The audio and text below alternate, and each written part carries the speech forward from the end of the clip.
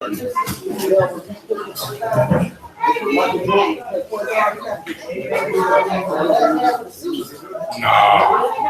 a whole thing on that. We're talking about it. All right, y'all. Everybody, make sure you mute your phones. We're getting ready to cue up the praise and worship.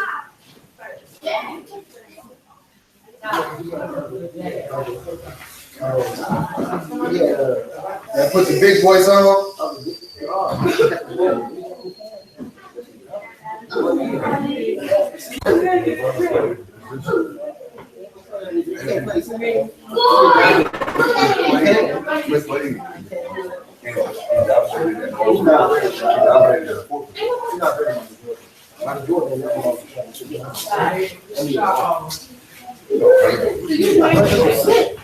Come on, Lord.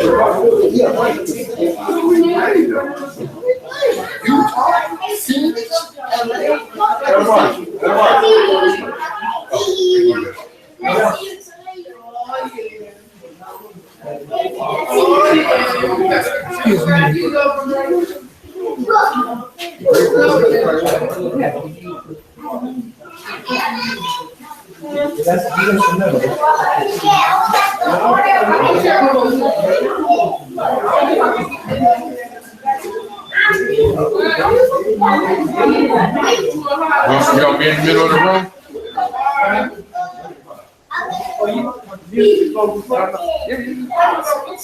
Go pray in first. You're right.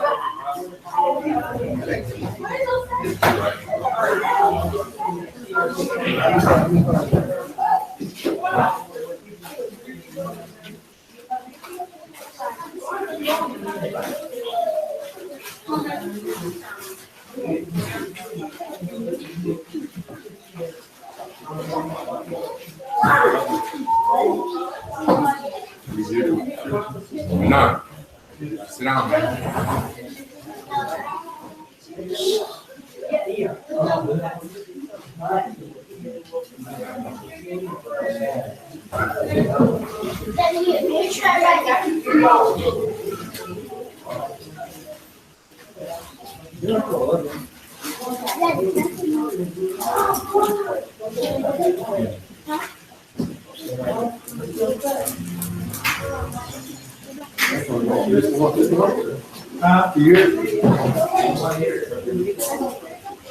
They got a different icon up there.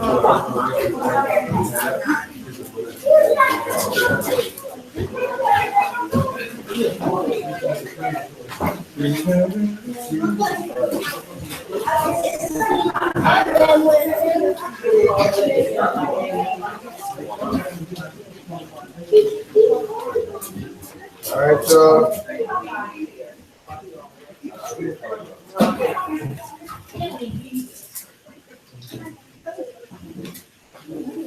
are all minds clear?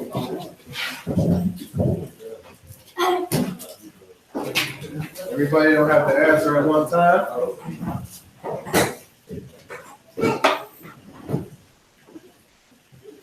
You good? This is Deuteronomy or Devarim, chapter 6, at verse 4.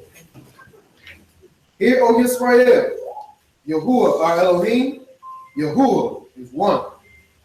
Shema Yisrael, Yahuwah Eloheinu, Yahuwah Echad. Exodus or Shemot, chapter 20, at verse 3. We will have no other mighty ones against the Most High. We will not make any carved image or any likeness of that which is in Shamayim above, or which is in the earth beneath, or which is in the waters under the earth. We will not bow down to them, nor serve them. Yahuwah our El is a jealous El, visiting the wickedness of the fathers on the children, to the third and fourth generation of those that hate him, but showing kindness to thousands of those who love him and keep his commandments. We will not bring the name of Yahuwah in vain. For Yahuwah will not leave us unpunished. Who brings his name in vain. We will remember the Shabbat day. To keep it Kodesh. 6 days we will labor. And do all our work. But the seventh day is the Shabbat. Yahuwah. For in 6 days. Yahuwah made Shamayim. And the earth. And the sea. And all that is in them. And rested the seventh day. Therefore Yahuwah barak the Shabbat day. We will respect our fathers. And our mothers. So that our days are long. Upon the earth. We will not murder. We will not commit adultery. We will not steal. We will not bear false witness. Against our neighbor. We will not covet. Anything that is our neighbor. Father, Yah, we give thanks for this day, this set apart day, Father. We give you the recognition, Father, the honor, the esteem, Father. We pray and ask, Father, that you will be with us on this day, Father, that you will watch over us, each and every one of us, Father. Open up the hearts and the minds of your people to receive your word. We pray that your word will go forth, Father, according to your ruach, Father. Give utterance unto the speaker and understanding unto the hearer, so that we all may become doers, Father. Guiding us unto perfection, Father, in your law, Father. We pray for those souls who cannot be here with us today, or who may be on their way, Father, that you allow them to make it here safely, and that you will continue to increase each and every soul, Father, that we will be increased as you see fit, Father. And all these things we pray. So be it. So be it.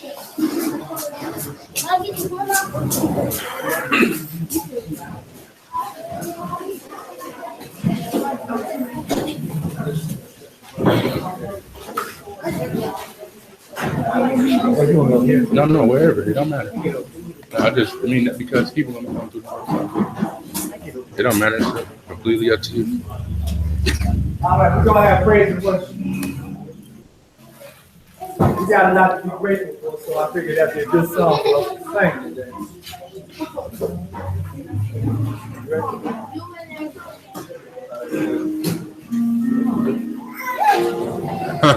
Oh, my bad.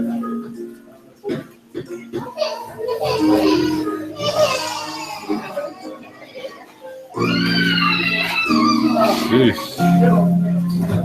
Ah, terrible. I'm grateful for the things that you have done. Yes, I'm grateful. Yes, I'm grateful for the victory we won. I could go on and on and on about your word. Because I'm grateful. Because I'm grateful, grateful, so grateful, just to praise you, Yah. Flowing from my heart. Flowing from my heart are the issues of my heart. Are the issues of my heart. His gratefulness. His gratefulness.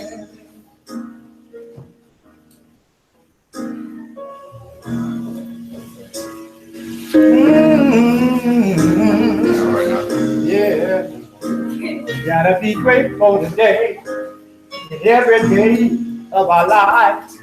I am grateful for the things that you have done. Yes, I'm grateful. Yes, I'm grateful for the victory we won.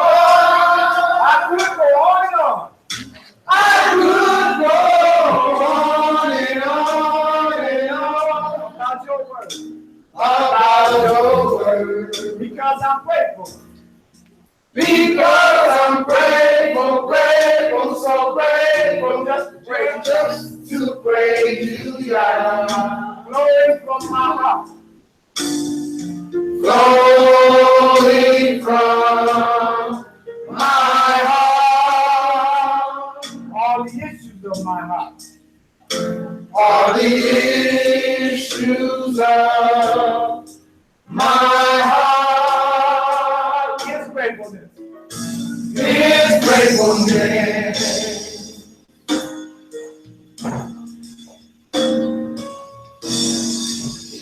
Oh, yeah. All the issues. Small ones and large ones. We all got them. We gotta be grateful. Oh, yeah.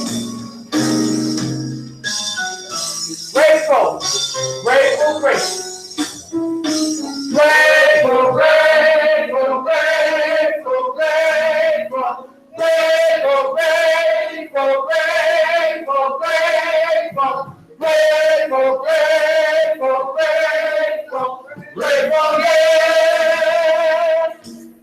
It's flowing from my heart. Grateful, grateful, grateful, grateful. Grateful, grateful, grateful, grateful. Grateful, grateful, grateful, gratefulness. It's flowing from my heart. Grateful, grateful, grateful, grateful. Grateful, grateful, grateful, grateful. Grateful, grateful, grateful, gratefulness. It's flowing from my heart. Flowing from My heart. all the issues of my heart. All the issues of my heart. His gratefulness.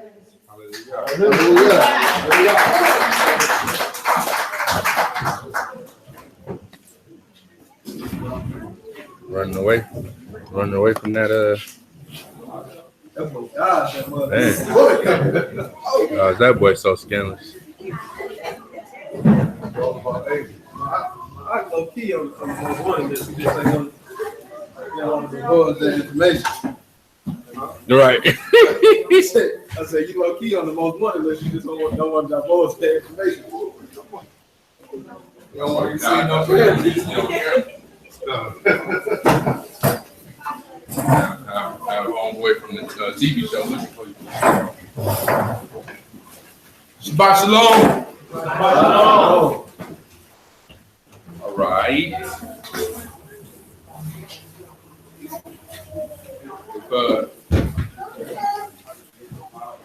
Is there anybody visiting for the first time? Y'all see? Anybody? Y'all don't mind? Well, say you've been, bro.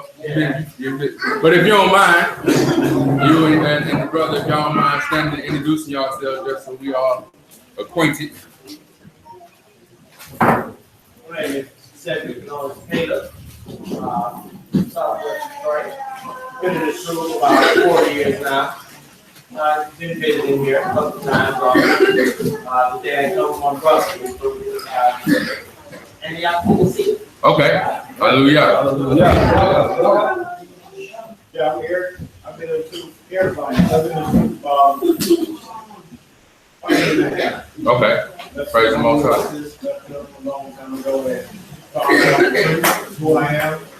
And I'm glad to be here. Praise the Most High. Well, glad you was able to make it on your visit to Detroit. Your first time in Detroit? Or you from Detroit? I'm from Detroit. Okay. Glad you was able to make it back. Cedric, it's always a pleasure when you come through and visit with us. Good. Okay. Yeah, that's awesome. Yeah, man. So I just want y'all to know that feel welcome to visit anytime. You know, it's all love. You're amongst family, and hey, man. So it's what it is, man. We appreciate y'all coming out, man, and keeping Shabbat with us. Good to see you back, my brother. You and your fam. Glad to see you back, man. Give me 1 second here, y'all. 1 second.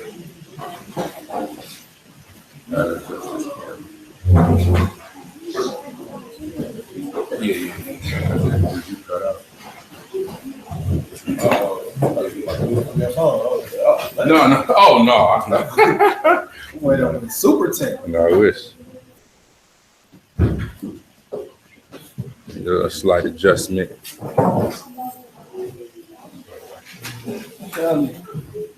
Oh, so in case you ain't know, so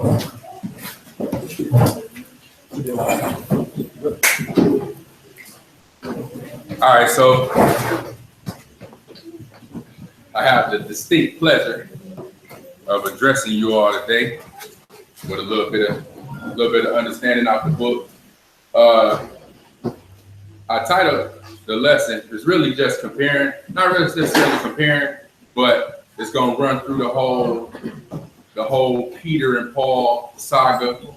Why, they got the beefing. I don't know if y'all familiar, but everybody familiar with the Apostle Peter, right? And the Apostle Paul.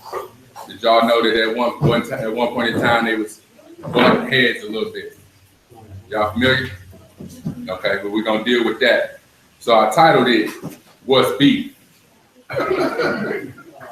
just as a buzzword to kind of get people interested.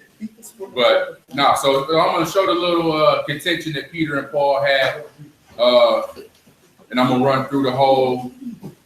It's a lot of information, so I want to try to get through it like as quick as possible. If you got questions, kind of jot them down and hold them to the end.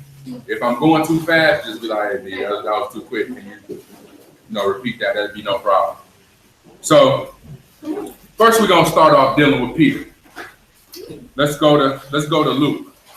Before we completely deal with Peter, we got to get a little bit of backdrop on Antioch. Then we're gonna deal with Peter. Then we're gonna deal with Paul. Then we're gonna deal with they beef. We're gonna deal with what happened when they saw each other in the streets, in the mean streets of Jerusalem. Who clapped first and who clapped back? So let's start in Luke, the 3rd chapter. So first, I'm gonna add, of course, y'all know whenever I do any lessons, they be completely interactive. I be kind of counting on y'all to, answer, respond to any questions that's thrown out there. So I got a question for y'all.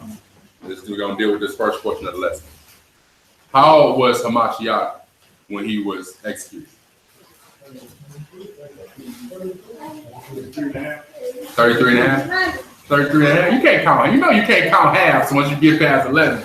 You can't count halves. say 16 months. No, man. Who say 33? Anybody who don't say 33? Everybody?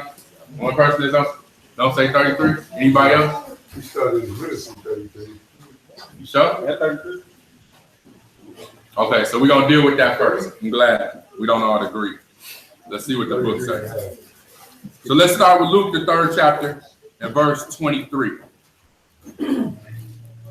Luke goes, chapter 3, at verse 23.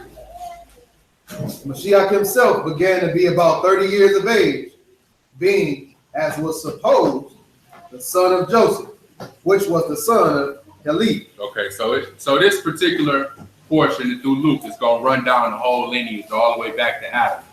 But the most important part that I wanted to pull out was that Hamashiach was 30 years old at this point in time. Just quickly, let's grab some out the law.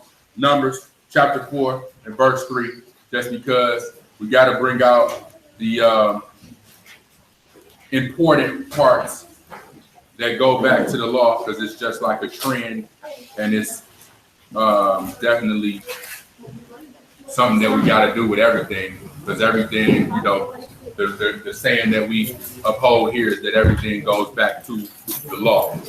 So Numbers chapter 4 and verse 3. Numbers chapter 4 and verse 3.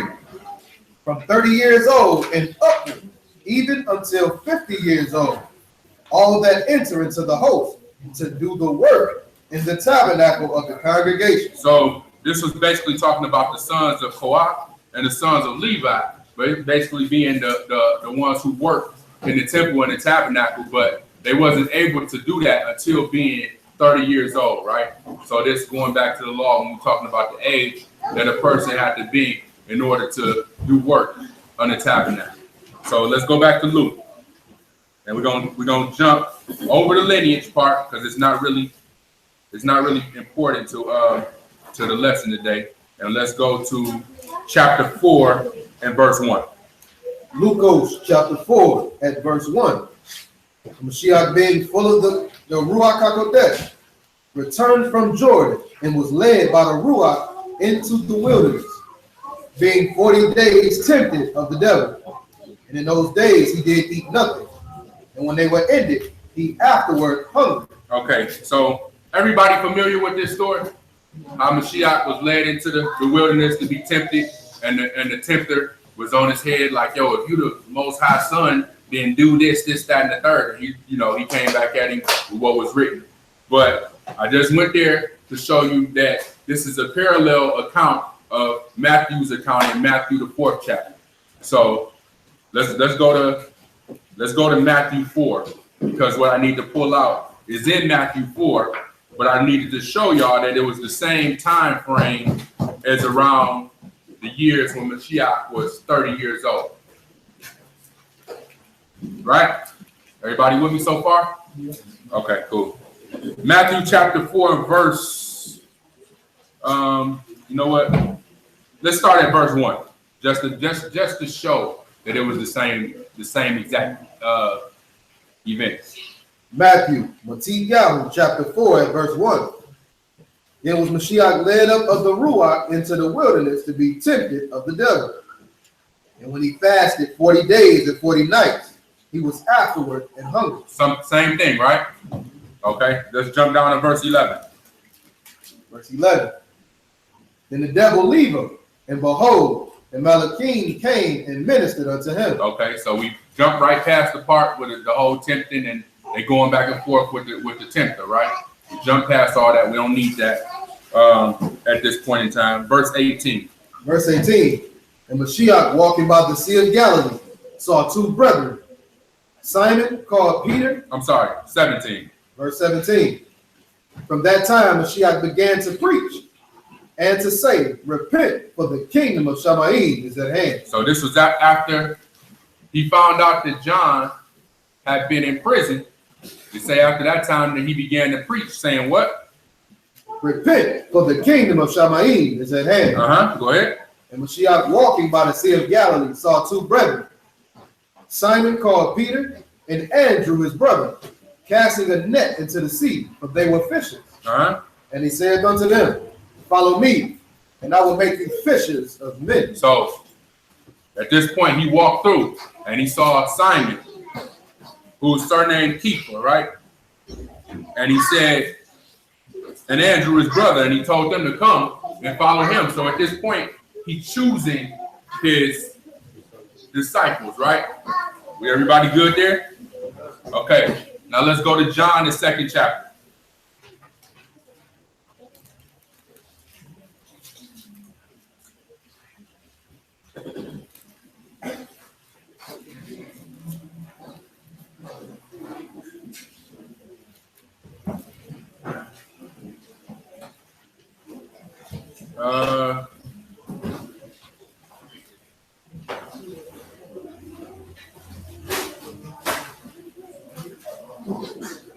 Let's start at John.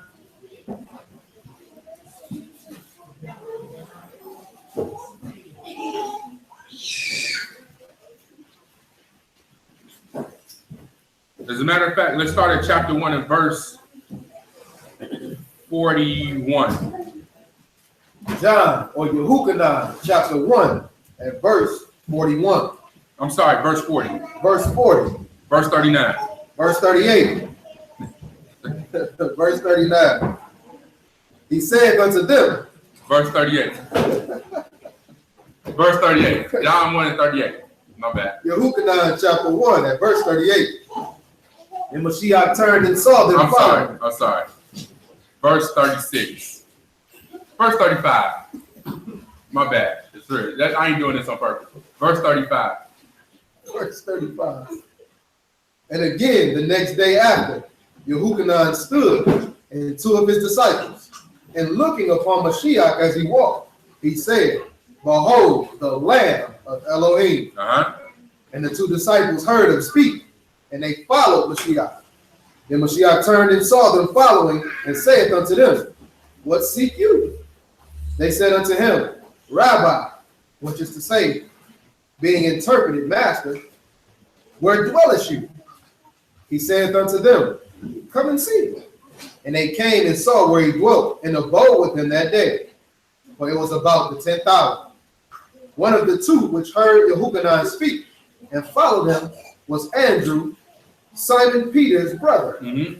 He first find his own brother Simon, and saith unto him, We have found Mashiach, which is be interpreted Mashiach.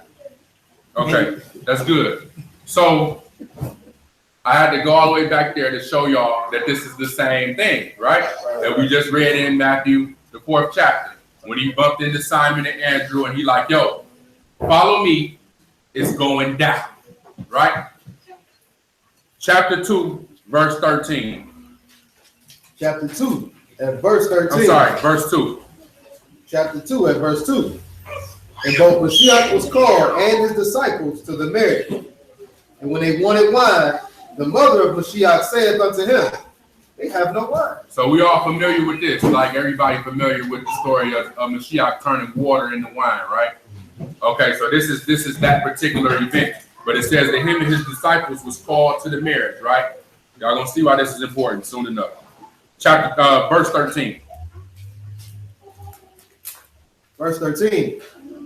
And the Yehudim, Passover was at hand. And what was at hand? The Passover was at hand. So we got to understand. Keep going.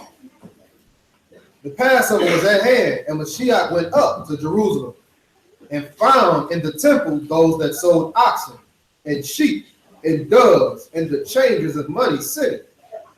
And when he had made a scourge of small cords, he drove them out of the temple, and the sheep and the oxen, and poured out the changers' money and overthrew the table. That's good. That part really wasn't important. I just like it. But the whole thing I want you to understand is that at the time when Mashiach was 30 years old, he went and he chose his disciples, and then Pesach came, right? Y'all with me so far? Okay. Chapter 6 and verse 1. Yehuchanan, chapter 6, at verse 1. And these things, after these things, Mashiach went over the Sea of Galilee, which is the Sea of Tiberias, and a great multitude followed him, because they saw his miracles, which he did on them that were deceased. That were diseased. I'm sorry. And Mashiach went up unto the mountain, and there he sat with his disciples. And the Passover and feast of the Yehudim was near. Okay, so that's the second Passover. It's not the same Passover. How do you know? It's two different events, but it could very well be the same. This is how we know. Chapter 5 and verse 1. Chapter 5 and verse 1. After this was a feast of the Yehudim. Okay, so that was that first Passover. This is it. This is when it was there. Remember the first Passover said it was drawing near? This is when it was the feast. So now this in chapter 6 is talking about a totally different Passover. So Mashiach was 30, chose his disciples, Pesach came. He whipped the people out the temple, Pesach came, which means that he was now how old? 31, right? This cheers right there. Cheer right there. Cheer right there. No. Come on. Get you a cheer. Right? Hey, we're gonna keep rolling, but you ain't gotta stand up. Let's go to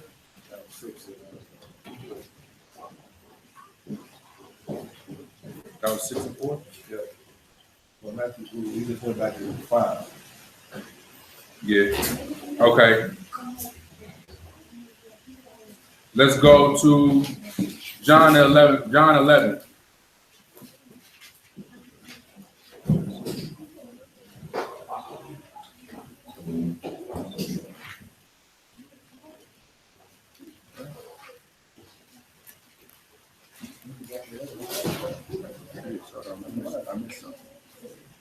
My bad, I missed something. Hold on.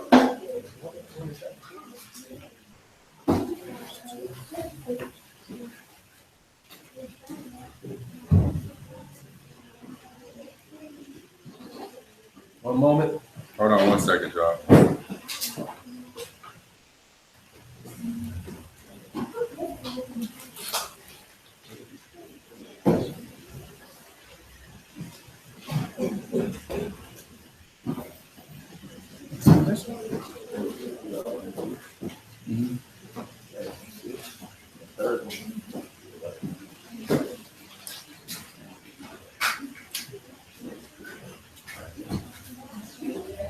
But it's all good. It's cool.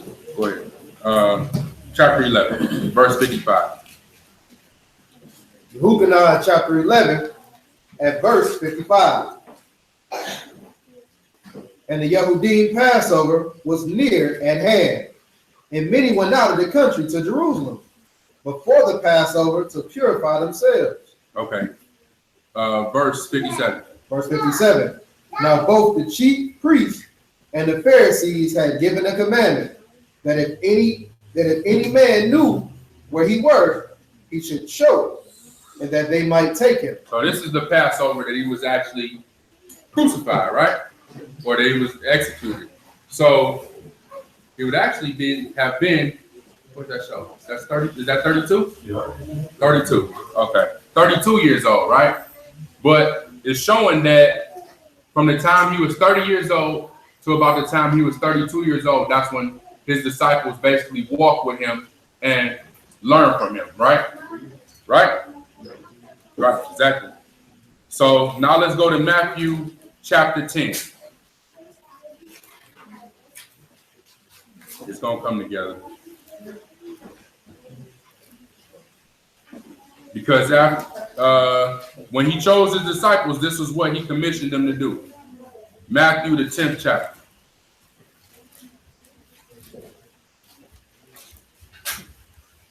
Verse 5. Matthew or Yahoo chapter 10 at verse 5. These 12 Mashiach sent forth and commanded them, saying, go not into the way of the Gentiles, and into any city of the Samaritans enter you not. Go ahead. But go rather to the lost sheep of the house of Israel. Uh-huh.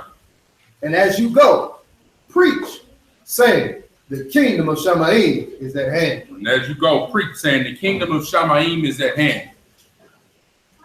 Out of the Hallelujah scriptures, it reads, verse 7 says, and as you go, proclaim, saying, the reign of Shamayim has drawn near. There's quite a difference there. So you understand that the reign of Shamayim was whose reign? His reign, right? And his reign wasn't going to take place until what happened? Until his death, right? Let's go to John. Let's go to John chapter 7 and verse 34. Because you see where he told them to go to who? To the lost sheep of the house of Israel, telling them that his reign is coming. No American there. But he was letting them know that his reign was coming down, right? John chapter 7 and verse 34. John, Yehukanah chapter 7 verse 34. You shall seek me and shall not find me, and where I am, there you cannot come. Okay, so when he was explaining to his disciples, like the time is drawing near. When you gonna look for me, you're not gonna be able to find me, because where I'm going, you ain't gonna be able to go. Verse 35. Verse 35. Then said the Yehudim among themselves. So then they among themselves, they asking like, what is he talking about? Go ahead. Where will he go? And we should not find him. Will he go to the dispersed? Will he go unto the dispersed among the Gentiles? Will he go where? Unto the dispersed among the Gentiles? Uh-huh. and teach the Gentiles? So it was a known fact that there were Israelites dispersed amongst the Gentiles. Now they already know it. They like, where is he going? Is he going? Because he told them, don't go into any place of the Gentiles. Just go to the lost sheep of the house of Israel. And then they asked him, they said, well, where we gonna go? I mean, where is he going that we can't follow? Is he going unto the Gentiles, unto the dispersed amongst the Gentiles? Because it was known fact that there were some Israelites that were dispersed. And we went through that lesson. If y'all haven't seen it, we went through that lesson about Gentiles being in the New Testament, right? Some of the Gentiles that were spoken of in the New Testament was actually Israelites. So if you haven't seen that lesson, it's on the YouTube, but you can go back and watch it. We don't necessarily have to deal with that today, but it's there. And if you got any questions about it, just hold them to the end. So now let's go back to Matthew chapter 16 and verse 15.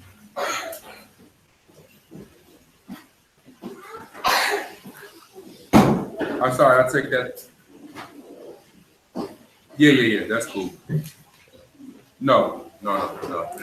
Matthew 28 and 5.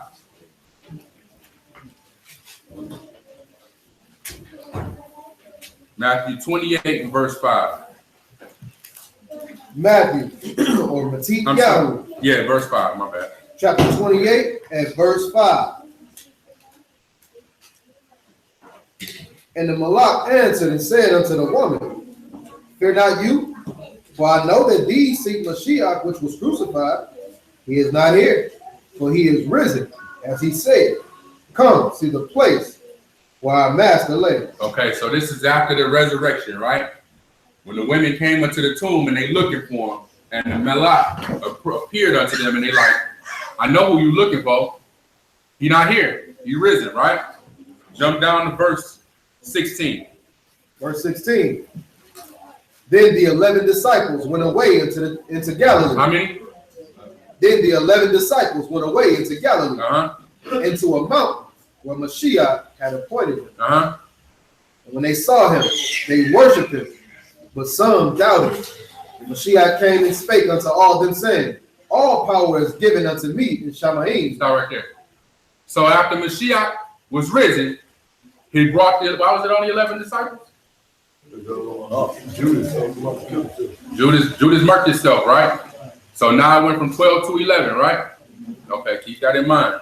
But what did he tell them in verse 18 after his resurrection? Go ahead. All power is given unto me in Shamaim and in the earth. So his reign is now here, right? So that going to the lost sheep for the reign of Shamaim is at hand. Now it's here, right? Now all power is given unto me, right? Go ahead. Go you therefore and teach all nations. Do what? Go you therefore and teach all nations. So he commissioned them. Now go and teach all nations. Go ahead. Baptizing them in the name of the Father and of the Son and of the Ruach HaKodesh, teaching them to observe all things whatsoever I have commanded you. And lo, I am with you always, even unto the end of the world. Okay, so we understand that now he commissioned his 11 disciples, go and teach everybody what I taught you. Not just the lost sheep anymore, but everybody at this point, right? Let's go to Matthew 16 and verse 15.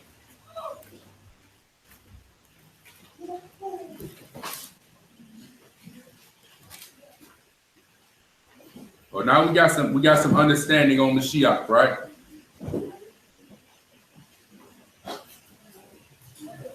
Antioch chapter 16 and verse 15. He said unto them, but whom say you that I am?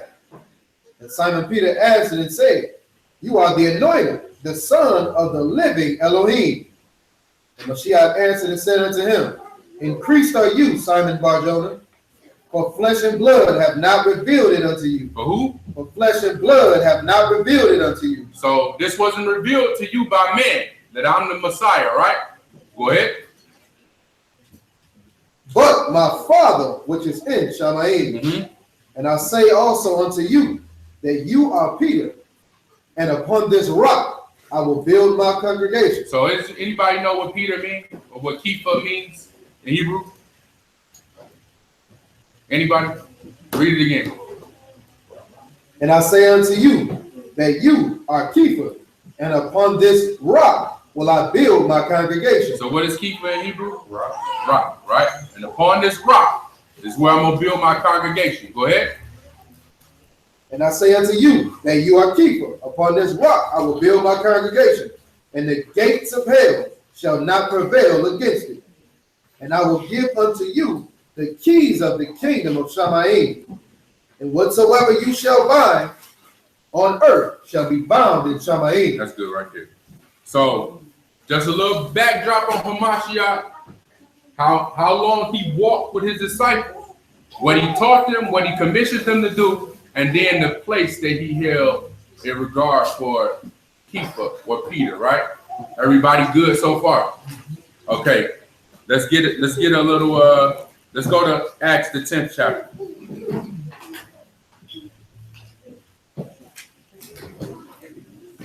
Get a little I'm sure everybody is familiar with this story with Peter and his dream. Those of us being in this truth have probably visited these scriptures or this particular passage several times in dealing with the dietary law, right? So we're going to read through it. Let's start at verse 1. Acts chapter 10 at verse 1. There was a certain man in Caesarea called Cornelius, a centurion of the band called the Italian band, a devout man, and one that feared Elohim with all his house, which gave much alms to the people and prayed to Elohim always.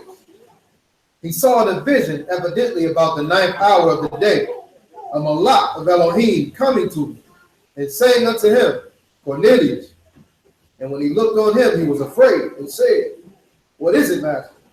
And he said unto him, Your prayers and your alms are come up for a memorial before Elohim. So Cornelius was a centurion. He was a Gentile, right?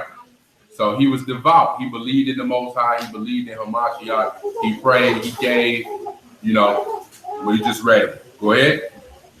And now send men to Joppa and call for one Simon, whose surname is Kepha. He lodged with one Simon, a tanner, whose house is by the seaside. He shall tell you what you ought to do. And when the malach which spake unto Cornelius was departed, he called 2 of his household servants and a devout soldier of them that waited on him continually.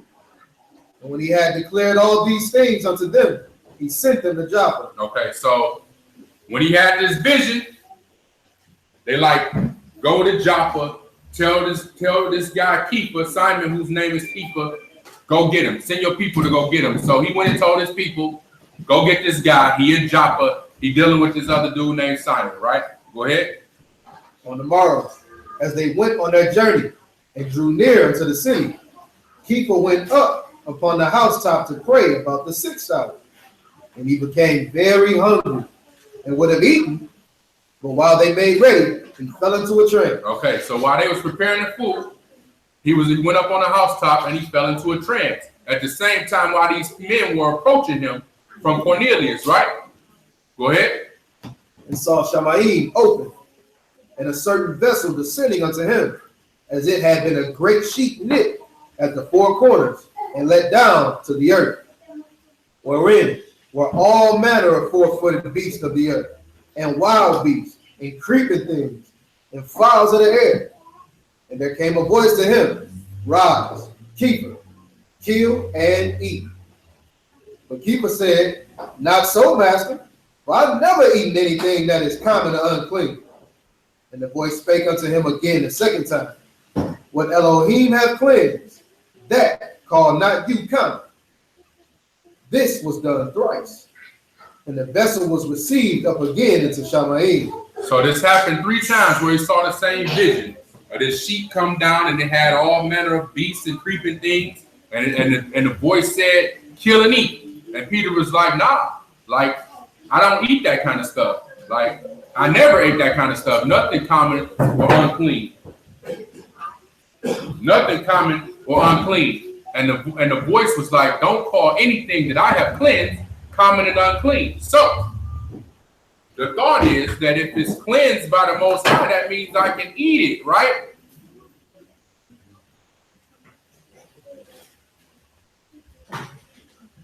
Yeah, true. Yeah, that's a good point. Yeah. So he actually never said don't call what's unclean, but don't call. He said he referred to it as common. Don't call what I have cleansed. Call you not common, right? Not unclean. Call you okay. So continue. This was done thrice, and the vessel was received up again into Shamayim.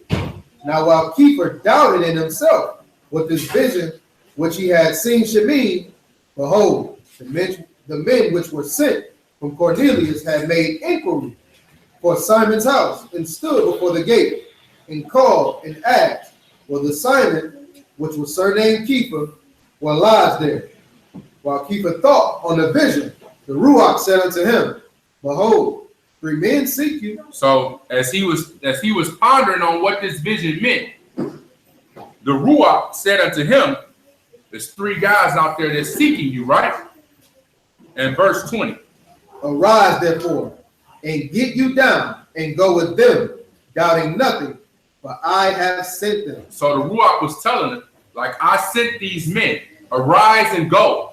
Don't doubt. Just go, right? Verse 25. Verse 25.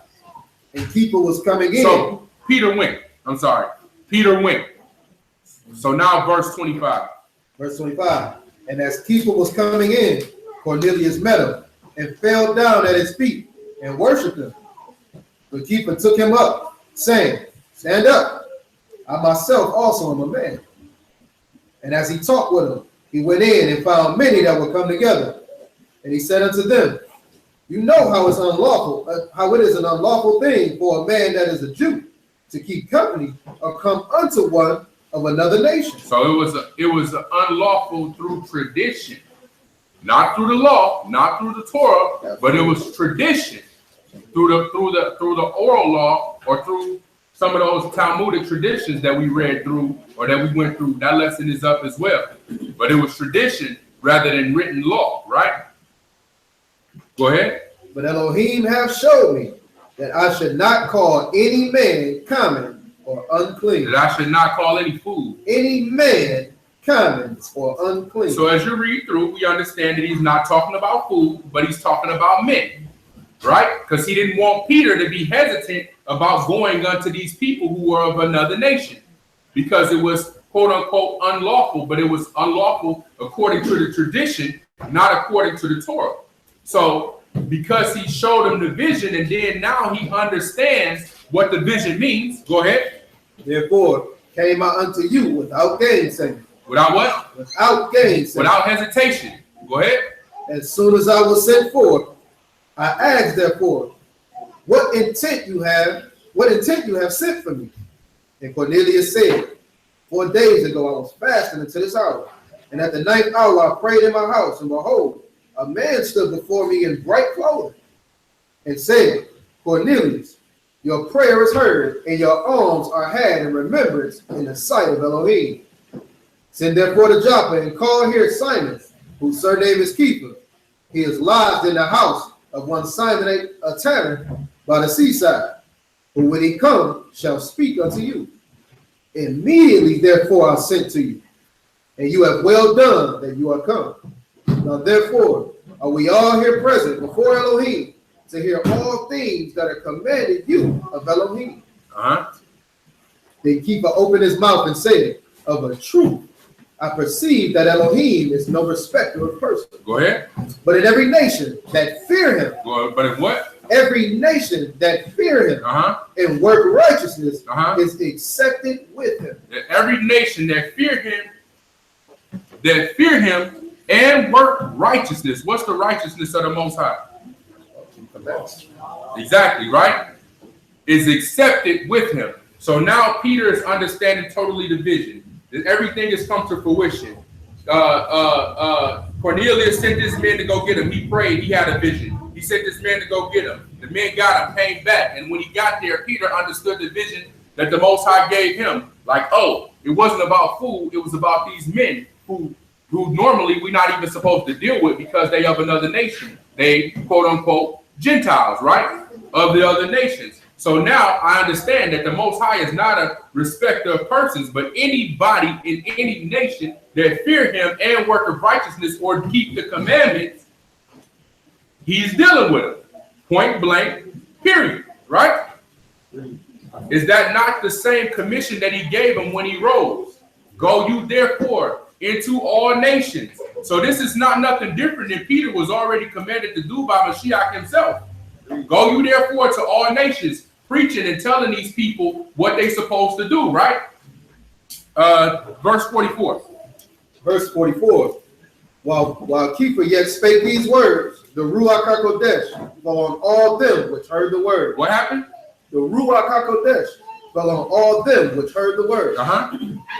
And they of the circumcision which believed were astonished. So those of the circumcision were Israelites that was believed. When it say that believed, we're talking about believers in Mashiach.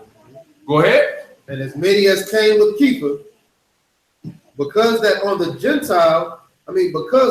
Gentiles also was poured out the gift of the Ruach HaKodesh, for they heard them speak with tongues and magnify Elohim. Then answered Kepha, can any man forbid water that these should not be baptized, which have received the Ruach HaKodesh as well as we? As well as we. These Gentiles that received the Ruach just like we did. Should they be prohibited from being immersed? Go ahead. And he commanded them to be baptized in the name of the Master. Then prayed they him to tarry certain days. Chapter 11, verse 1. So he stayed there and he chilled with him for a few days after this, right? Go ahead. And the apostles and brethren that were in Judea heard the Gentiles had also received the word of Elohim. And when Kepha was come up to Jerusalem, they that were of the circumcision contended with him. They did what? Contended with him. So when he came up to Jerusalem, these Israelites, they contended with him. And what did they say? Saying, you went into men uncircumcised and ate with them? But Kepha rehearsed the matter from the beginning and expounded it by order unto them, saying, oh, that's good. So then Peter went through and ran down the whole thing like, yo, I know what you're thinking, but I was telling you, man, I fell into a trance and I seen all the animals and and he ran down the whole thing that we just read. And then I knew when I went to him that it wasn't because he wasn't talking about food, but he was talking about men, right? So he ran the whole thing down to the people, to the Israelites, like it says, those of the circumcision, who was like, what's up with you eating with Gentiles, bro? And he like, I know, man, but check it out, right? Verse 17. Verse 17.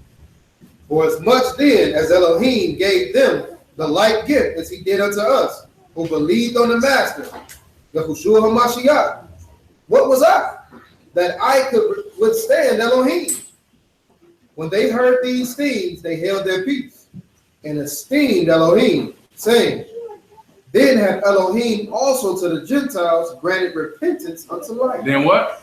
Then hath Elohim also to the Gentiles granted repentance unto life. Okay, so we're going to understand that when you see Gentile, it's not just it's not just those of another nation that were Gentiles. We're going to see this as well. But it's also Israelites who were Hellenized, or Israelites who grew up Greek, who were born Greek, grew up Greek, that was deemed Gentiles.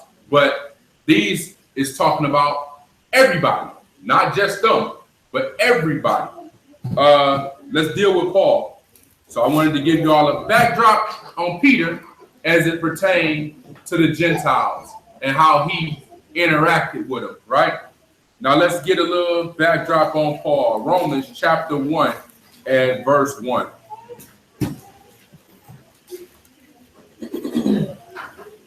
Because Paul is every person who doesn't believe we should keep the Torah is their best friend. This is who they want to run to show that, oh, you know, we don't got, Paul said we don't got to keep the law, this, that, and the third. It's completely off. And there's also lessons on that done, showing about Paul and what he was, you know, really stating and understanding what Paul was saying. But we're going to dig just, a little bit off the surface. Romans 1:1. Romans chapter 1 at verse 1. Paul, a servant of Mashiach, called to be an apostle, separated unto the gospel of Elohim. That's good. So we understand that Paul was called to be an apostle, right?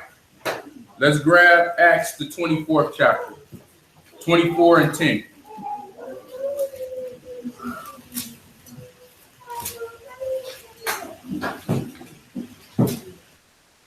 Acts chapter 24, verse 10.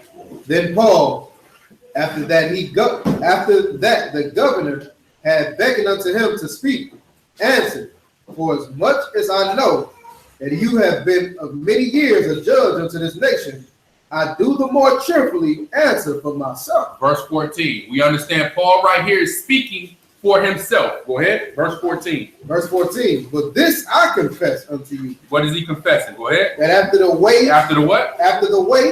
Which they call heresy. After the way which they call heresy. What is the way that they call heresy? What is that?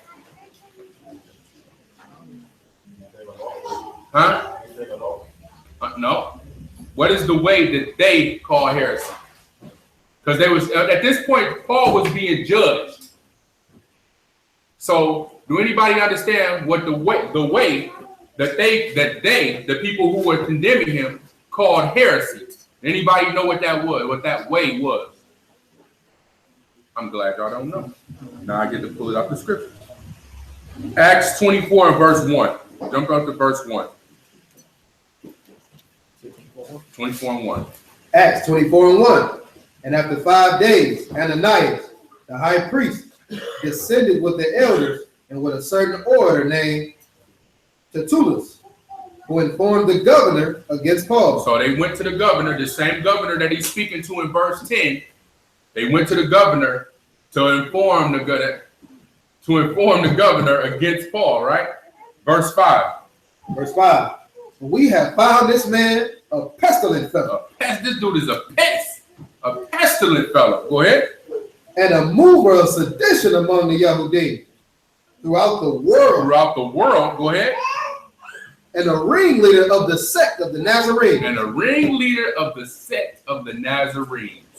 That's the way that they call it heresy.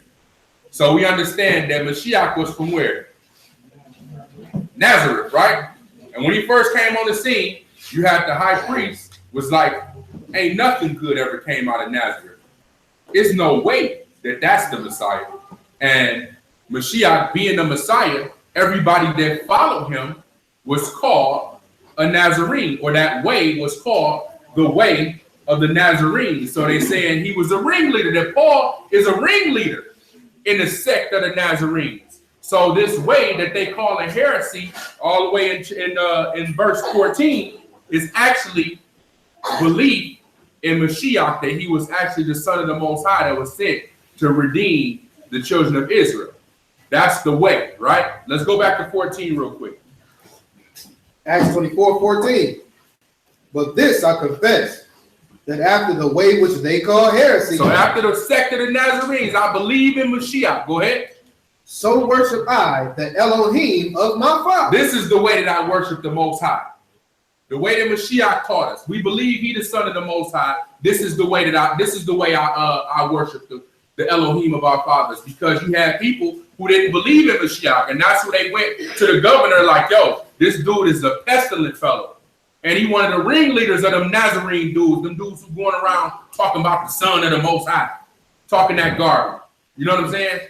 So they went to the governor basically, they wanted them to do the same thing they did to Mashiach, to condemn Paul. So put him to death. Go ahead. But this I confess unto you, that after the way which they call heresy, so worship I Elohim of my fathers, believing all things which are written in the law and the prophets. Read it again. Believing all things which are written in the law and in the prophets. We don't have to keep the law. Paul said we don't have to keep the law. What did Paul say? I believe all things which are written in the law and in the prophets. There's no wiggle room. There's no way of getting around it. There's no way that Paul said we don't have to keep the law when he just said, I worship the Father, believing all things that in the law and in the prophet, as well as I follow the way of the Nazarene. Period. He said it out of his own mouth, right? Let's go to Acts chapter 9. Chapter 9 and verse 1.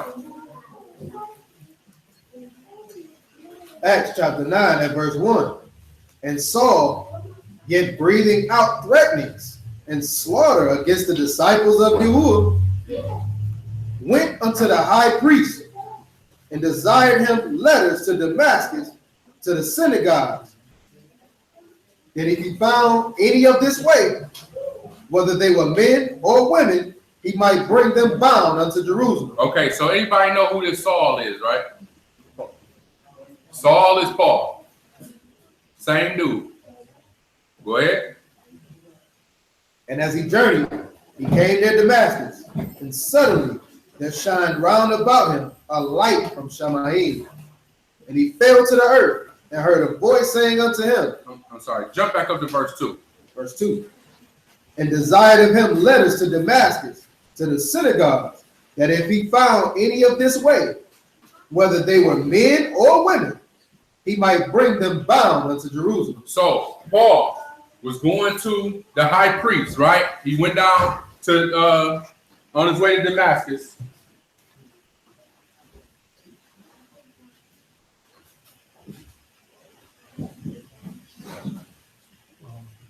So when he went down to Damascus, it said that he was desiring letters from the high priest because he wanted to bring, verse 2, it says, if he found any of this way, the same way of the Nazarene. So initially, he was on the side of those persecuting the believers in Mashiach, right? Is everybody familiar with that?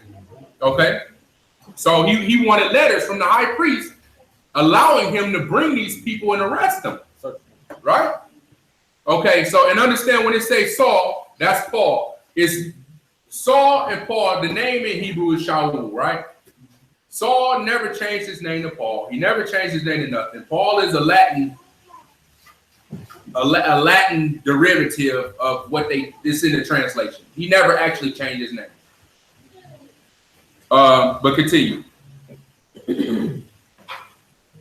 Verse 4. And he fell to the earth and heard a voice saying unto him, Saul, Saul, why persecute you me? So and I gotta get to it in a second. So when he fell to the earth, he saw a light that shined round about him. When he fell to the earth, it says he heard a voice saying, Saul, why do you persecute me? Go ahead. And he said, who are you, master? And the master said, I am Mashiach, whom you persecute. It is hard for you to kick against the pricks. And he, trembling and astonished, said, Master, what will you have me to do? And the master said unto him, Arise, go in the city, and it shall be told you what you must do. So this is Mashiach. He came and he visited with Paul. And he like, why you persecuting me? And he like, yo, who are you? And he told him who he was, right? And he told him just, we just read it. Go to the city and I'm going to instruct you what to do. Go ahead. And the men which journeyed with him stood speechless, hearing a voice, but seeing no man. So the men that was with him heard the voice, but didn't see anything. Go ahead. And Shaul arose from the earth, and when his eyes were opened, he saw no man. But they led him by the hand and brought him into Damascus. And he was 3 days without sight, neither did eat nor drink. And there was a certain disciple at Damascus named Ananias, and to him said the master in a vision, Ananias. And he said, Behold, I am here, master. And the master said unto him, Arise, go into the street which is called Straight, and inquire of the house of Judas, for one called Shaul of Tarshish. But behold, he prayed.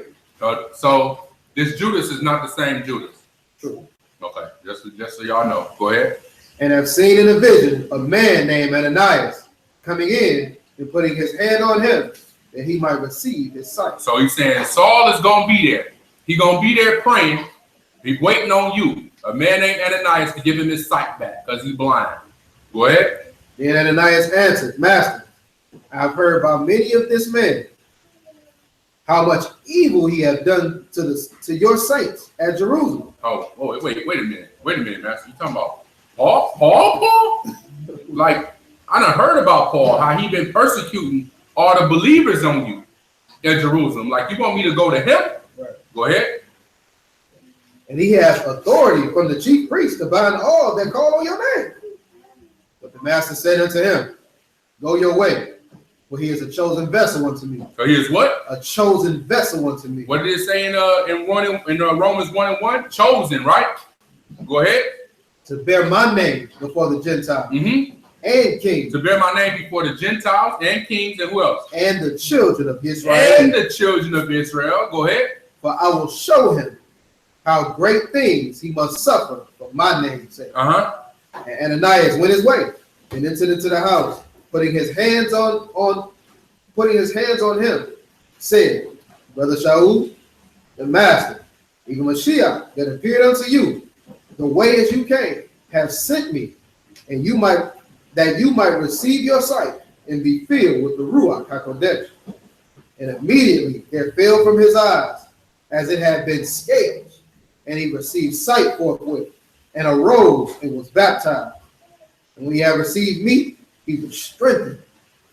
Then was Saul certain days with the disciples which were at Damascus. So then after he got his sight back, he ate, he was strengthened, and he chilled with them in Damascus for a few days, right? Jump down to verse 26. Verse 26.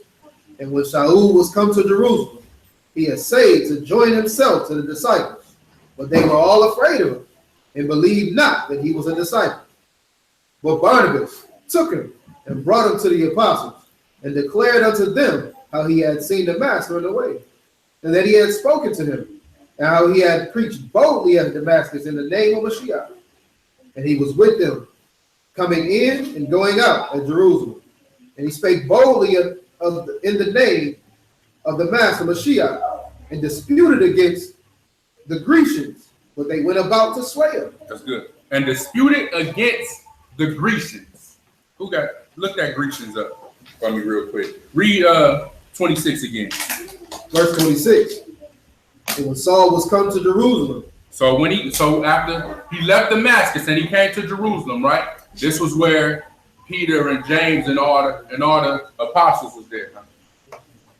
29. 9.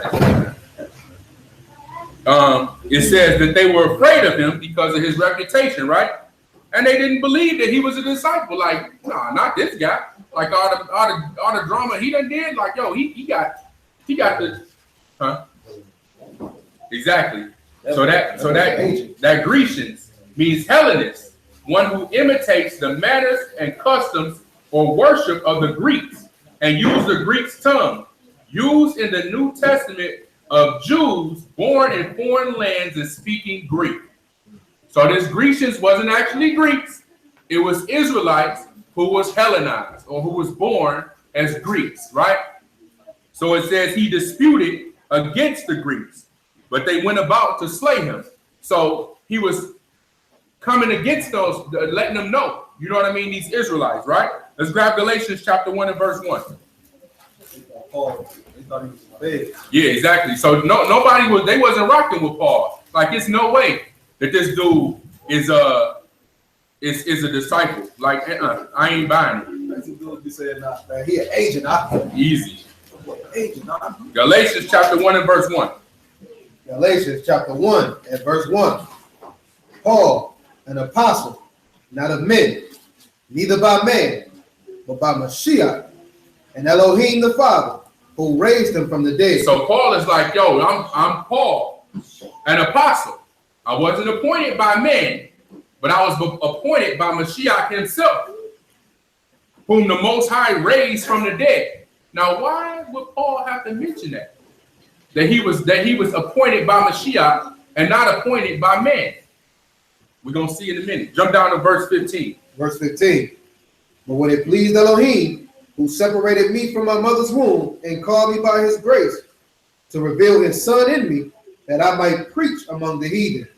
That I might do what? Preach among the heathen. Uh-huh. Immediately I conferred not with flesh and blood.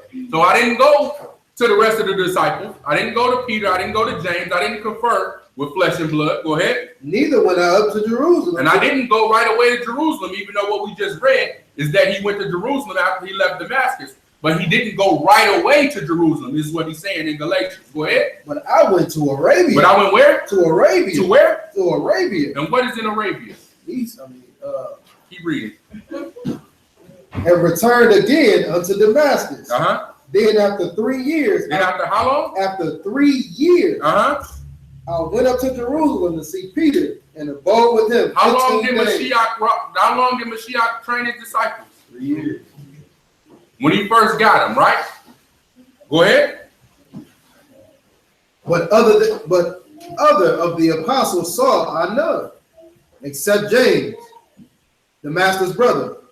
Now the things which I write unto you, behold, before Elohim, I lie not. So he's telling you the things that I write unto you are the truth. So when I first got this truth, I didn't confer with man. I went to Arabia, and then I went to Jerusalem, and I dealt with Peter, and I dealt with James, but I didn't deal with any other disciples. I only seen them two. So now let's go to Galatians chapter 4, and we're going to see the reason why Paul went to Arabia. 4 and 22. Galatians chapter 4 and verse 22. For it is written that Abraham had 2 sons, the one by a bondmaid, the other by a free woman. And we familiar with this allegory, right? Go ahead. But he who was of the bondwoman was born after the flesh, but he of the free woman was by promise. Uh-huh. Which things are an allegory. So he's letting you know that this is an allegory. Go ahead. For these are the 2 covenants, the one from the Mount Sinai. From where? Mount Sinai, Uh-huh. which gender the bondage, which is Hagar. Mm-hmm. So this Hagar is Mount Sinai. So we familiar with Mount Sinai, right? Mm-hmm. Mount Sinai, go ahead. In Arabia. In Arabia. So when Paul went to Arabia, that's where he went. Right? So hold that right there and grab Exodus chapter 19 and verse 20.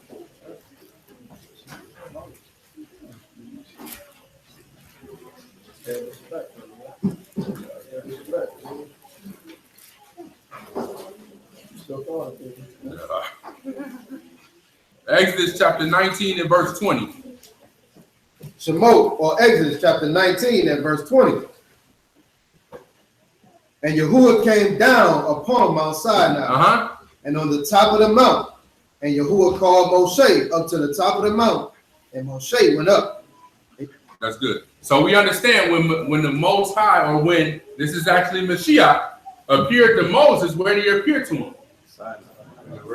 In Arabia, which is on Mount Sinai. So when Paul got his vision back, and it said that he ate and he was in Damascus, he left Damascus before going to Jerusalem to deal with Peter and James, and he went to Arabia to do what? To talk to Mashiach on the mountain. 3 years, same training. 30, 31, 32. Right? Yeah. First year, 30. Yeah. Let's go to Ephesians chapter 3. I'm sorry, Galatians. Let's go back to Galatians, my bad. Galatians 1 and verse 11. Everybody still with me? Mm-hmm. 1 and verse 11. Galatians chapter 1, verse 11. But I certify you, brethren, that the gospel which was preached of me is not after man. Which the gospel that I received didn't come from no man. Go ahead. For I neither received it of man, neither was I taught it, but by the revelation of Yeshua HaMashiach. I didn't get this from no man.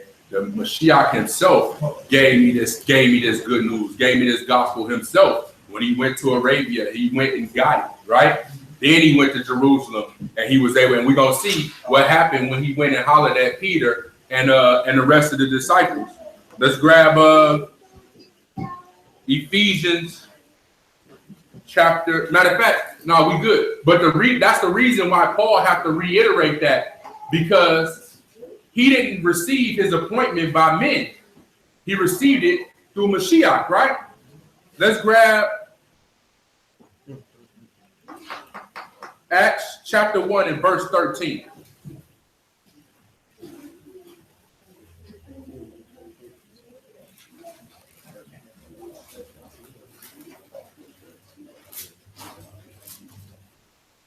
Oh, yeah. Chapter 1 and verse 13.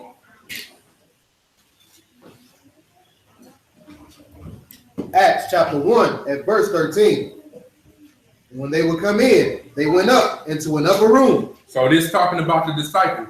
So they went up into the upper room. Go ahead.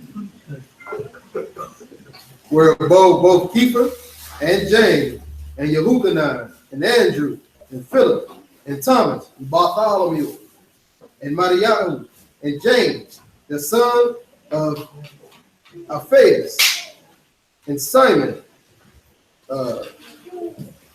Zealots, and Judas, the brother of James. These all continued with one accord in prayer and supplication with the women and Miriam, the mother of Mashiach, and with his brethren. And in those days, Kepha stood up in the midst of the disciples.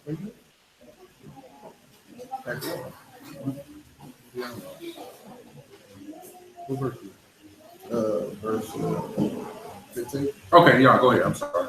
And in those days, Kepha stood up in the midst of the disciples and said, the number of names together were about 120, men and brethren.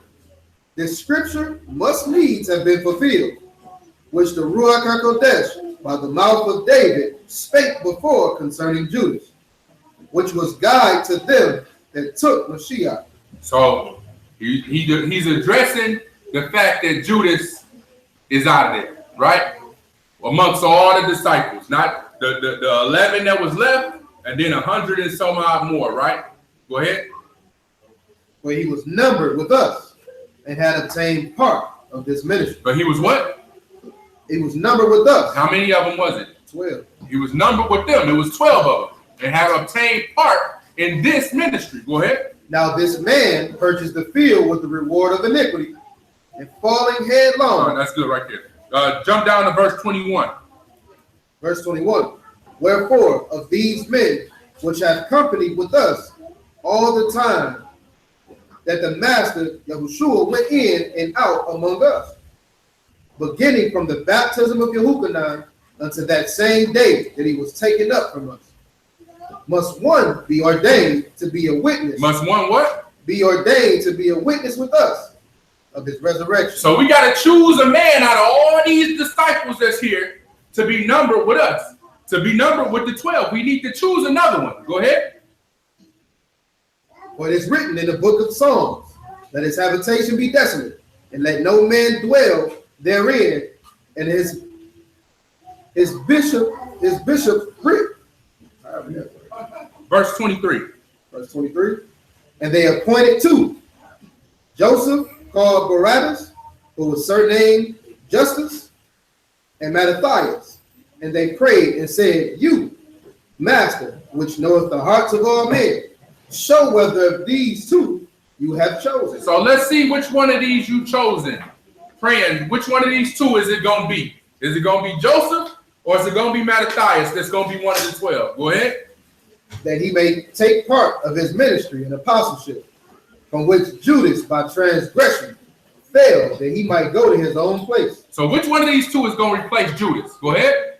And they gave forth their lots. And they did what? Gave forth their lots. And the Most High answered them. He gave forth their lots, and the lot fell upon Mattathias, and he was numbered with the 11 apostles. So they cast lots and chose Mattathias because the lot fell on Mattathias, right? John 3:27. Yehukanah, chapter 3, and verse 27. Yehukanah answered and said, a man can receive nothing except it be given him from Shamayim. So a man can't receive nothing except it be given to him of Shamayim. But they cast lots. And I keep doing it. They cast lots in order to choose which one of the men it was going to be. But Mashiach himself did what? He chose Paul. It say that man can't receive nothing unless he received it from Shamayim. So remember who it say stood up and was like, yo, out of us, we got to choose one. Who was it? It was Peter. And then so it was by his accord that Mattathias was numbered with the 12. And then you had this dude come along who was like persecuting all of those who was in the way. Like, no, I'm the one. I'm the one that was chosen by Mashiach. So off top, he gonna be like, no, we didn't pick, you wasn't with us. You didn't walk with him. We walked with him. All of us here walked. Where was you at? You know what I'm saying? So Peter wasn't right. This is where the contention came in at. Not only that, let's go to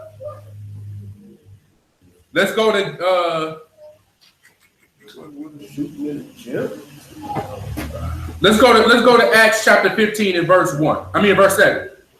We're gonna grab that verse and then we're gonna come back.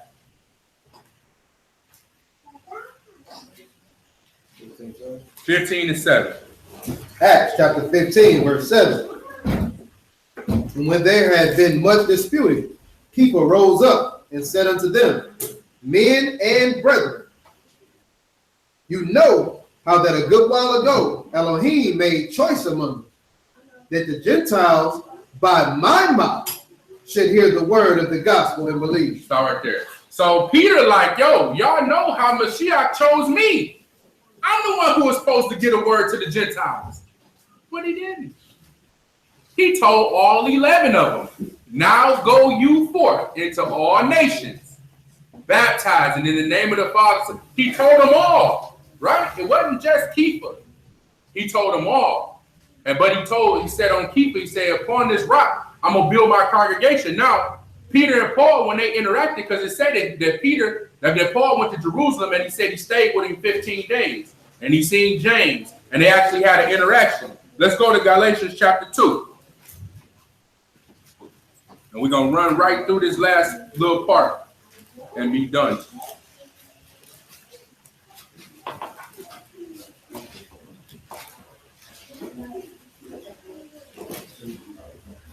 Chapter 2 and verse 7. Galatians chapter 2, verse 7.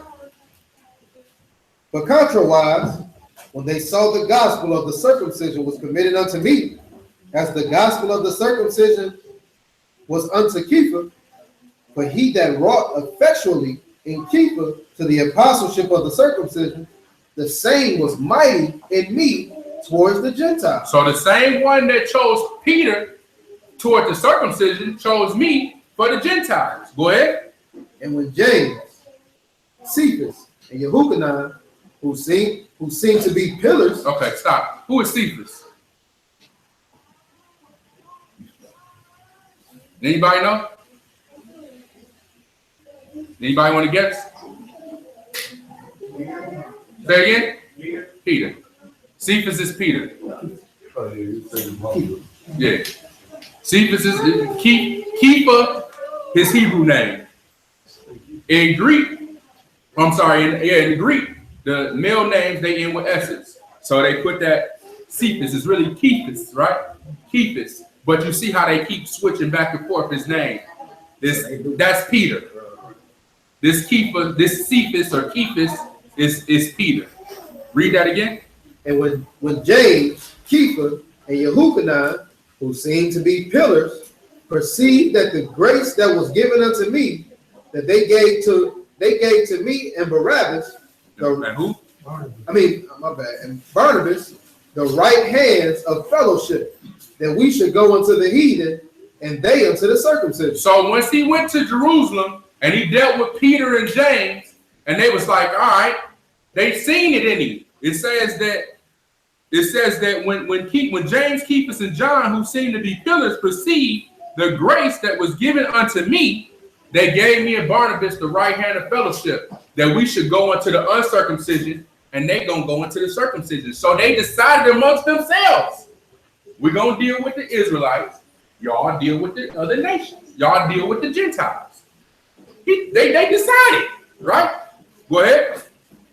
Only they would that we should remember the poor, the same which I also was forward to do. But when Kefa was come to Antioch, I withstood him to his face, because he was to be blamed. Now this is also Paul keeping the law. We ain't got to go there, but I'll read it for you. Leviticus 19:17 says, "Thou shalt not hate your brother in your heart. Thou shalt in any wise rebuke your neighbor, and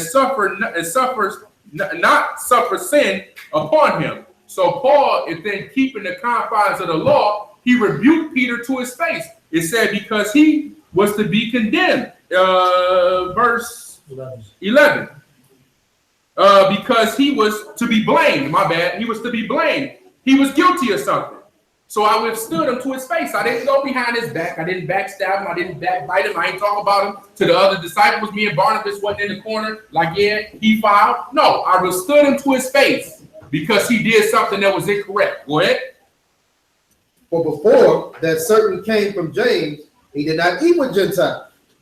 But when they would come, he withdrew and separated himself. No, read that again. For before that certain came from James, he did eat with the Gentiles. But when they would come, he withdrew and separated himself, fearing them which were of the circumcision. So when they was in Antioch, before James sent his people there or some other disciples that wasn't dealing with the Gentiles, Peter was sitting there breaking bread with the Gentiles. He was cool because they had already went through the whole situation with Cornelius. He had no issue with it. But then when they came, they say he separated himself from them, fearing what they was going to say, just like they came at him the first time. Like, yo, why you eating with Gentiles? Right. So it said he separated himself from them. So Paul addressed it. Like, yo, you being a hypocrite. Go ahead. And the other Yahudim dissembled likewise with them, insomuch that Barnabas also was carried away with their dissimulation. So when they got up away from him, a whole bunch of the other ones got up away from him too. Even Barnabas was like, I'm gonna go over here with them. Go ahead. But when I saw that they walked not uprightly according to the truth of the gospel. According to the what? The truth of the gospel. What is the truth? The law. Right, go ahead. I said unto Kefa before them all, if you being a Yahudim live after the manner of Gentiles and do not as the Yahudim, why compel you the Gentiles to live as the Yahudim? So if you're gonna be a Jew and live like a Gentile, then why you trying to make the Gentiles be like Jews? Go ahead. We who are Yahudim by nature and not sinners of the Gentiles, knowing that a man is not justified by the works of the law, but by the faith of Mashiach, even we have believed in Mashiach, that we might be justified by faith of the anointed. That's good right there. Let's grab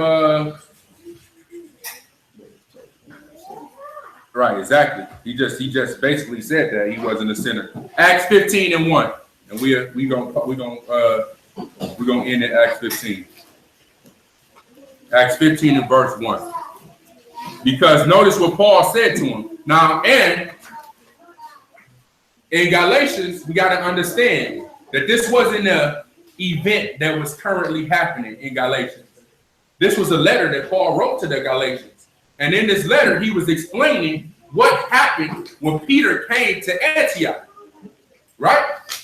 That's what he was explaining to them. Yo, when Peter came to Antioch, I withstood him. He talking about a past event that had already happened when Peter came to Antioch. When he was at Antioch with Peter. So we're gonna go back and we're gonna read some of the events. I think it's it right here. Acts 15 and verse 1. Acts 15:1. And certain men which came down from Judea taught the brethren and said, except we be circumcised after the manner of Moshe, we cannot be saved. When therefore Paul and Barnabas had no small dissension and disputation with them, they determined that Paul and Barnabas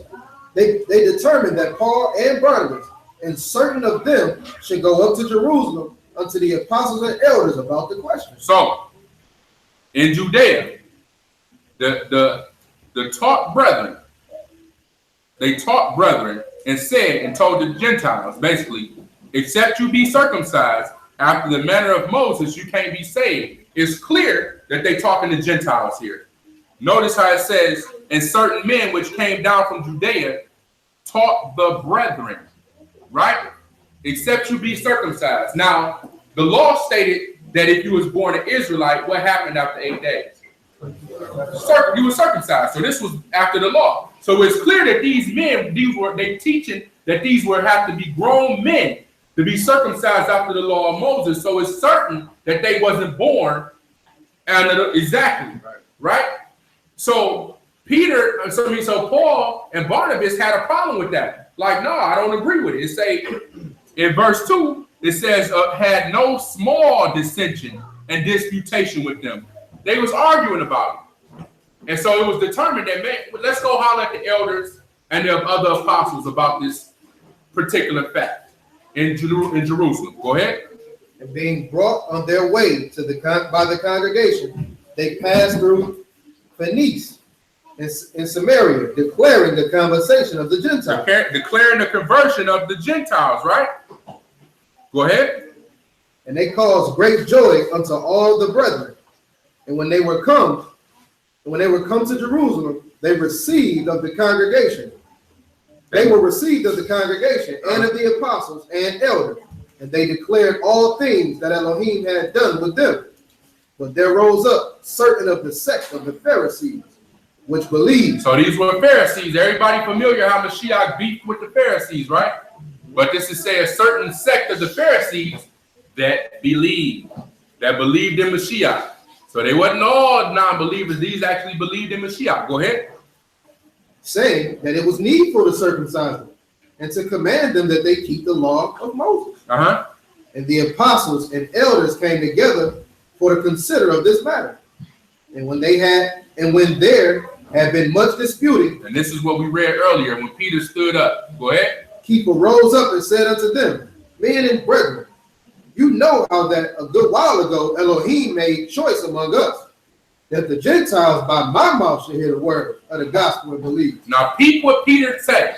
Listen, go ahead. And Elohim, which know the hearts, bear them witness, giving them the Ruach HaKodesh, even as he did unto us. Well, we read with Cornelius. Go ahead. It put no difference between us and them, purifying their hearts. Their what? Their hearts. By what? By faith. Go ahead. Now therefore, why tempt you, Elohim, to put a yoke upon the neck of the disciples, which neither our fathers nor we were able to bear? But we believe that through the grace of Mashiach, we shall be saved even as they. Don't that sound real familiar? Who else talked like that? No. Who else said that while we putting this burden of the law on these people, and it's through the faith of Mashiach? Who else did we read about right now? Paul. Paul said the exact same thing. He said the exact same thing. That is not through what we just read in Galatians, not through the works of the law, but through the faith. But we understand that Paul wasn't saying that don't keep the law, because we already read what Paul said out of his mouth about keeping the law. He said, I keep the law. He said flat out, like I believe, like on the God of my fathers, through the way of the Nazarenes. That's how I believe. And we're going to read some more of Paul's words. Let's Romans 2 and 17. Romans 3 and 27. Romans 2 and 17. Romans 2 and 17. Then we read 3 and 27. Then we be done for real.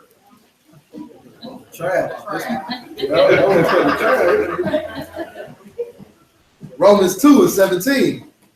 Behold, you are called Yahudim, and rest in the law.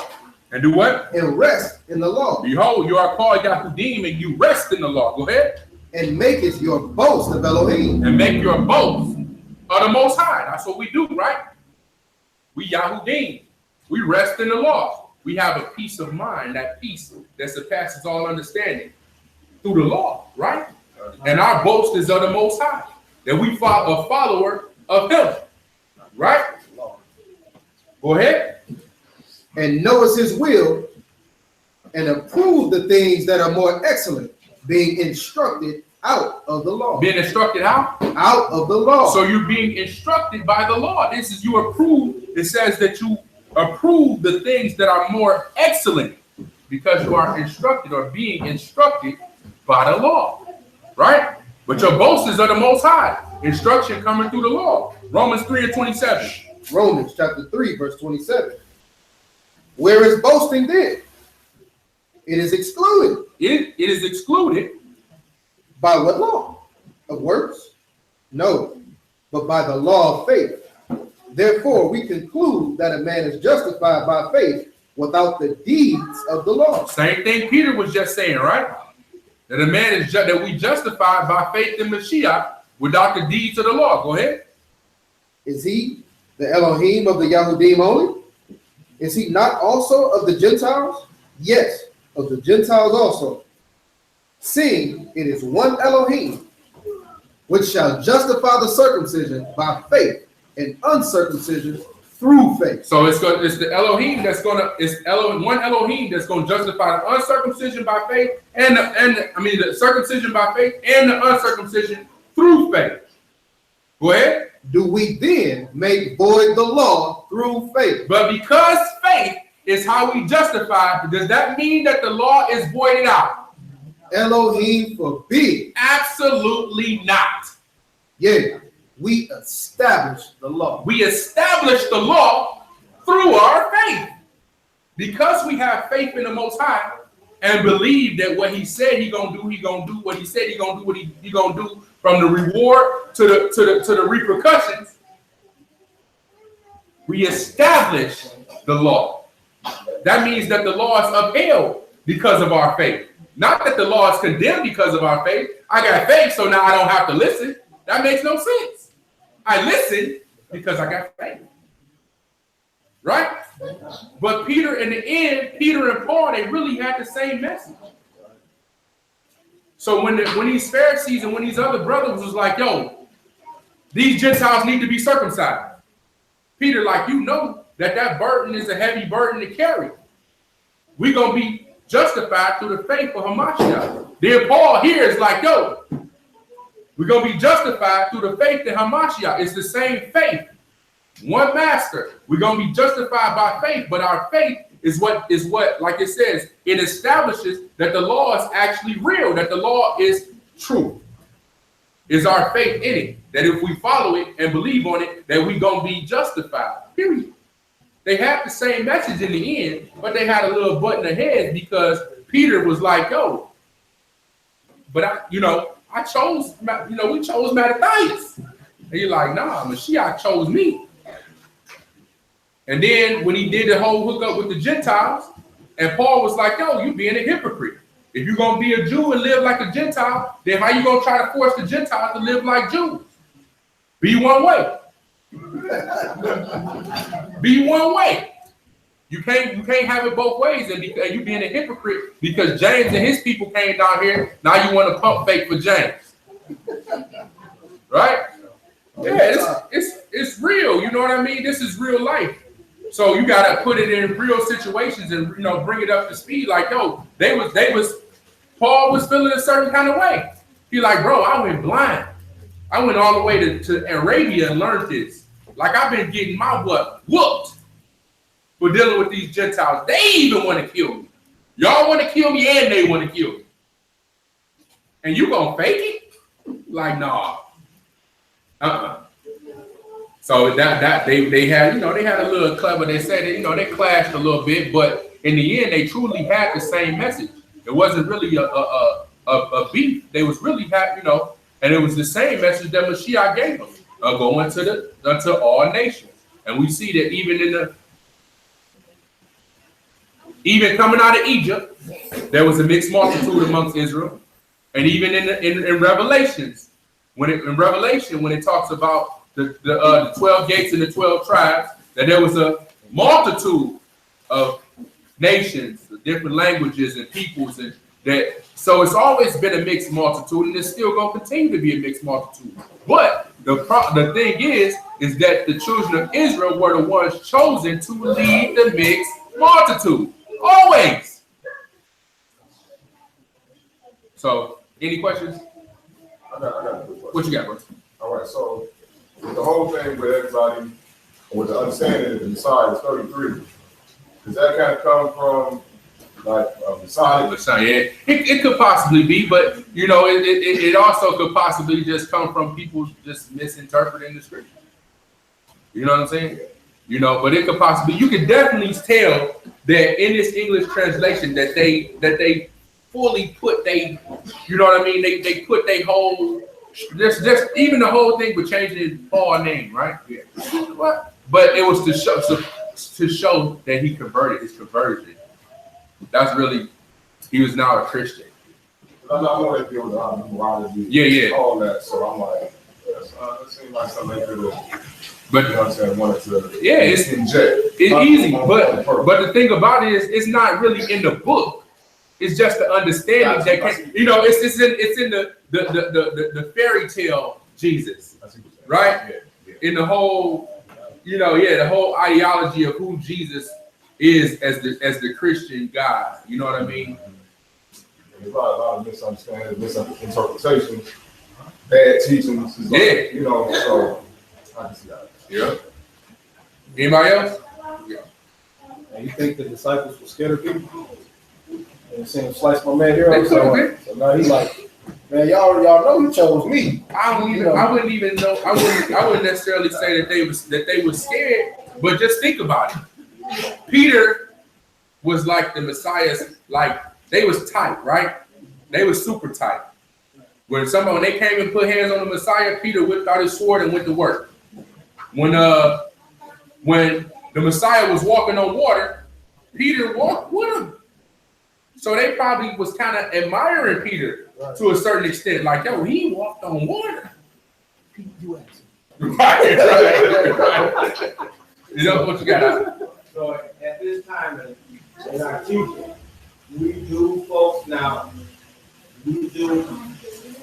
I don't want to focus, but also direct our teaching to Gentiles as well, where a lot of times you hear a lot of folks shunned off the other nation and be more so preaching for Israel, but in the same aspect, they push more of the Gentiles away than finding a way to include them in this salvation. So I think about that a lot when it comes to speaking to other nations. You know, I always have a focus on Israel, but at the same time, I've always known that there is another crowd, a great crowd, that's separate from Israel. So teaching that now, you know, focusing on it seems to be an important task. It seems like not many are even thinking about the Gentiles in that aspect. That's true. That's true. I mean, like you said, the Gentiles are definitely not a focus of anybody. You don't see nobody going out on the streets where it's predominantly Gentiles, which is understandable considering the fact that our people is so lost. You know what I mean? It's perfectly understandable. And we actually, you know, my thing is we definitely have to give a lot of attention to our people because of the fact that we so lost and we behind and we, you know, we done suffered a great atrocity to the point where we done had everything snatched away from us. But at the same time, if there's somebody of another nation that want to come and be a part and like, yo, I want to be a part, I want to help, I want to, you know, I want to learn, you don't, no way you shun them away. Like it's ridiculous to me when I see brothers on YouTube that these is brothers that's black. And they'll tell a dude that, nah, you know, you ham. I can't deal with you. You ham. It's not for you. You black. You know, because they may be like native to the continent of Africa, right? Even Nigerians which are clearly the same people as us. Right. Right. I mean, we understand the fact that we still have people on the continent of Africa right now. You know what I mean? And so if they come over here and now they like, oh man, I never heard this, and they get in the, they want to, and a brother on the street tell them like, I can't deal with you because you were African, and you got a white brother standing right next to you. That don't make no sense to me. Just because a brother like, oh, well, my daddy is black, so I'm black. You look white. Or you Hispanic, or descendant of a Spaniard, and you look white. Or you telling me that this dude that's black, you don't really know what his origin, his nationality is, but because he was native to the continent of Africa, you can't deal with him. That's ridiculous to me. That's ridiculous when you got brothers that's mixed that'll say that they mama is worthy of death because they mama white. They mama. Come on, man. Where is that in the book? Right. Stipulations. Yeah, exactly. That's nowhere in the book. But dude, I watched this video, the dude going back and forth with Polite. And the dude saying, would I be justified if I killed your mom? The dude like, yeah. Like, what? He like, come on, man. See, some of this stuff don't make sense. Because the law say you're supposed to honor your mother and father. Only if they're not Edomite. Yeah, right. Which is not, you know what I mean? If we're going to uphold the law, let's uphold the law. Not the tradition. That's the thing. That's what Mashiach, that's what the disciples, that's what the apostles, that's what they've been was trying to break down from the get-go, was the tradition that had been established throughout Israel, and all of these traditions was contrary to the law. And it made the law grievous and burdensome. So now I feel like that my mom ain't do the honor that the scriptures say that she do, but because she is white. That don't make sense. Because the law say that you're supposed to honor. There's no stipulation. There's no gray area. There's no ifs, ands, or buts about it. Honor your mother and father so that your days can be long upon the land. Period. Only if she's an Edomite. They don't say that. That's what I'm saying. That's a straight up transgression. You added to the law. That's probably why it took Paul to Sinai to have him you get it straight from me. Yeah. Even if he went against up with Peter now, they was over there doing the same stuff. You know what I'm saying? Yeah. Not dealing with the Gentiles, not doing this, not doing that. What's Sinai? Arabia. Yeah. What went over there was with Esau. But yeah, so it don't make sense to me. Is it you check this group chat? Yeah, I have to say Any questions?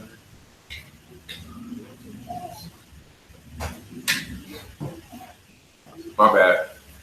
I know it's a little longer than normal. I'm trying to be so long. All right, let's see. No, hold on. Okay. No question? All right, we're gonna go ahead and let's go ahead and pray out here.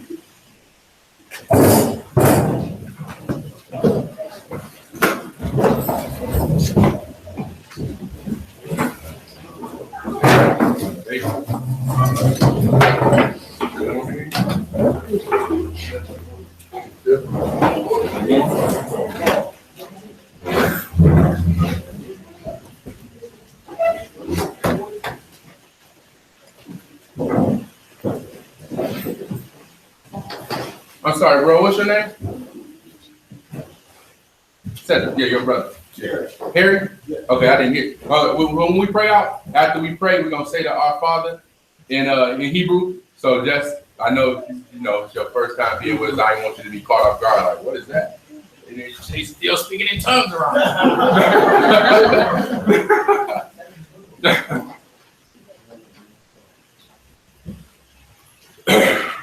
Father, y'all, once again, we come thanking you, Father. Thank you for the word that is going forth today.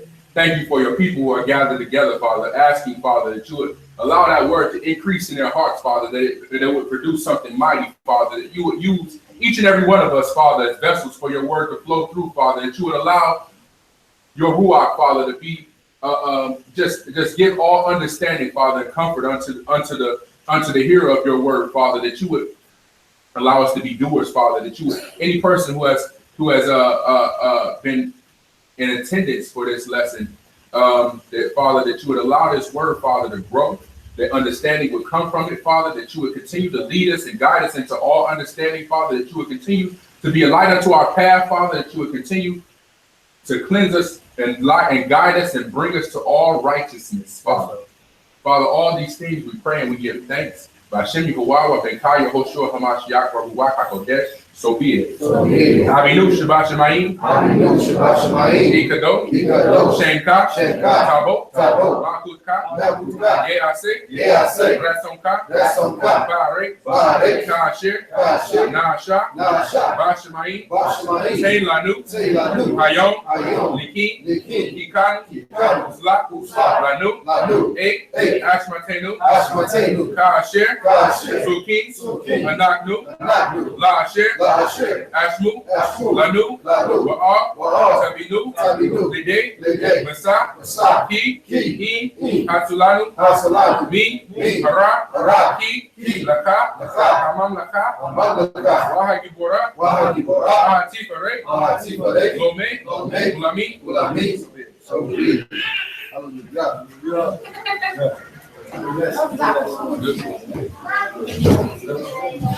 Shalom.